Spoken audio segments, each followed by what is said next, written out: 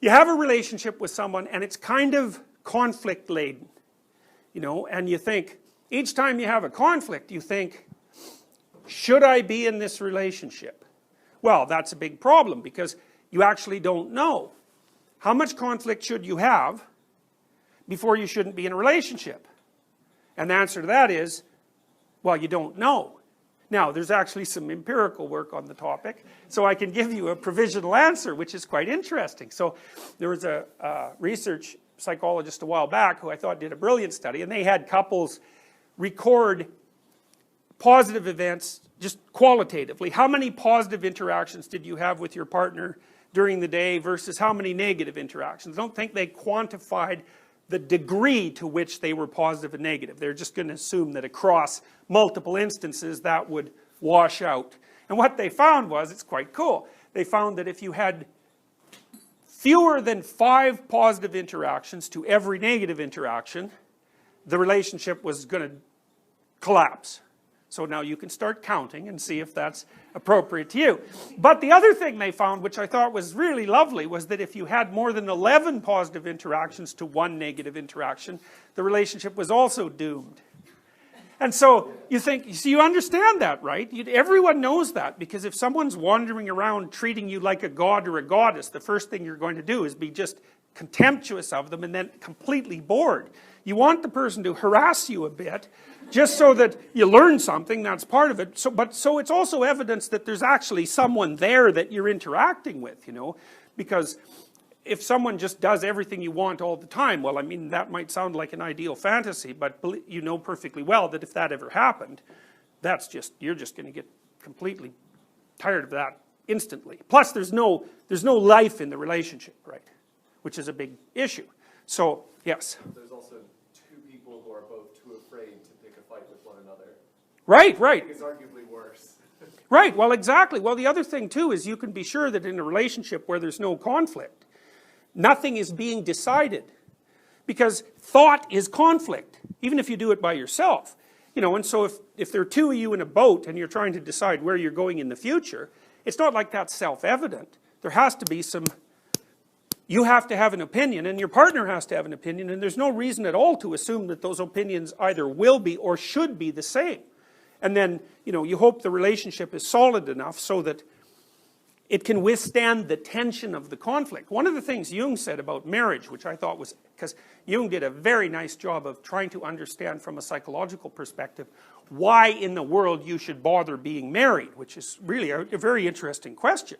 You know, and one of the things he said was that you don't need to tie two things together if they'll just stay together of their own accord. So the fact that marriage is a human universal, which it is, indicates that there is enough tension within intimate relationships, centrifugal tension, to blow them apart. And some of that's just because people are different and they clash, but it's also because as you go through life in a single boat, you encounter huge waves and, you know, you might get swamped, so it's a big problem. His point was that the marriage vow was necessary because if your response to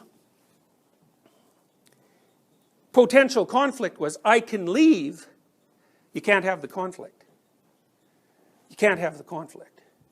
You know, if on the other hand, you're with someone and you think, there's no bloody way I can get rid of you no matter what I do short of murder, I'm stuck with you for the next 30 years, then we better work this out.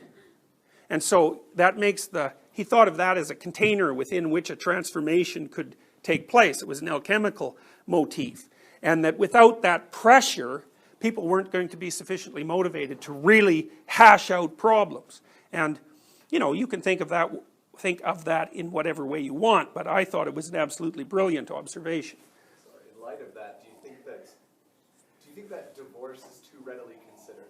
I know that's kind of a tangential question, but like well, the problem is it doesn't solve any problems usually, because for a variety of reasons. And one is, it's probably you and not your partner anyways, or at least there's a 50-50 chance, and if it's you, you're just going to bring your stupidity to the next relationship and torture someone else to death, you know, so that's a big problem.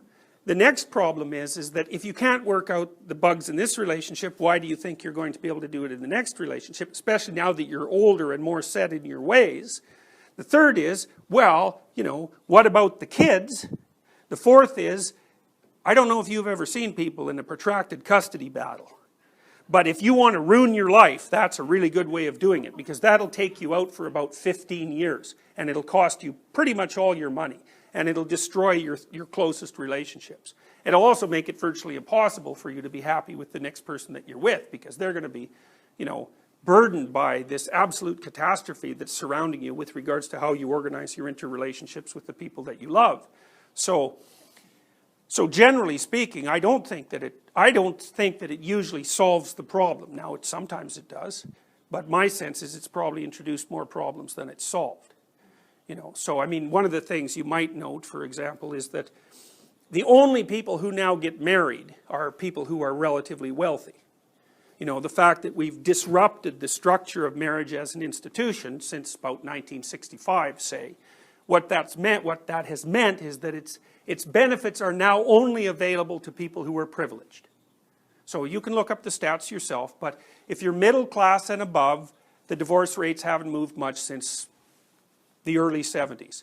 If you're working class and below, it's a complete catastrophe. And what that's meant is that many children who are in rougher socioeconomic straits are being raised by a single person who is absolutely and 100% overwhelmed by their multiple commitments, right? Full-time responsibility for children, and generally in employment in an extraordinarily dismal, low-paying, unstable, and exploitative job.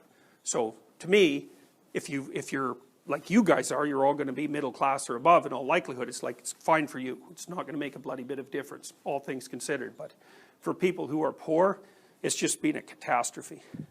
So, okay. So, yes.